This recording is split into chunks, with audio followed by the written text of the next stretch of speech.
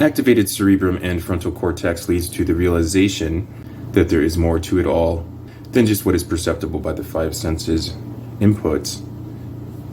The goal being utilization in a specific scenario/application. When studying ancient texts, the enlightened ones always referred to the heart as a substantial area of focus. A human being can be perceived in the context of being an upside-down tree. Some may be familiar with this concept. Roots in the head and the nervous system and reproductive system descending downwards. Here we are talking about nature and gravity and its relationship to chlorophyll and the like. The wild. Its asymmetry not being mathematically interpreted or standardized, where its growths and offshoots are spontaneous, without logical concern regarding placement within three-dimensional space. Dendral ganglion being a concentration of nerve cells outside of the brain, and spinal cord, the body being a complex organism, duodecimal tissues, 12 systems were the most powerful organ in the body, being the heart electromagnetically. Its field encompassing 6 to 8 feet out in diameter from the body. Now, why is this important, you may ask? Well, because synchronization, that's why. And the fact that there is this thing called the intrinsic cardiac nervous system, nerve ganglion operating independently but in relation to the central. Accurate and substantial mineral intake is important here because the electrical impulses in the nerves rely heavily on a combination of potassium, sodium, and calcium ions in order to fire. I do not mean a pure elemental potassium, sodium, and calcium. I'm referring to the salts of each. So, synchronization of the head and heart, where then altruism becomes a component within the evolutionary process, suffering and caring for the well-being of others, creating a necessary conflict for mental development. Some may say that this is a detriment, and technically it is, but a necessary imbalance.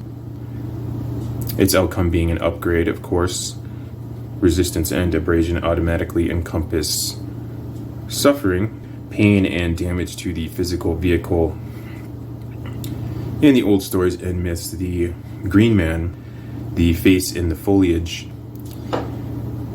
the Dionysian mysteries, some refer to him as Pan, as in panic, which is accurate considering cortisol, a stress hormone, is triggered by the R complex. He's also referred to as the kidder, as in kidding, but also kidder as in KHIDR, or the Green Knight, green, who holds his head in front or to the side of his heart, referring to the problem encompassing logical thoughts getting in the way of progression forward, as stated before. Progression forward and destiny, logically overanalyzing and dwelling on an already passed away event, creates a reality that is not present, and hence decisions are made out of haste and emotion that are not necessarily progressive, rational, or educated, and could be defined as a form of blindness triggered by stress hormones and fear-based tendencies, victim mentality. Nature and experience can be random with no possibility of ever being able to logically visualize the vastness and potentiality of all connections in the spiral of time, and attempting to do so clearly wastes a lot of energy and biological resources, truly and in actuality.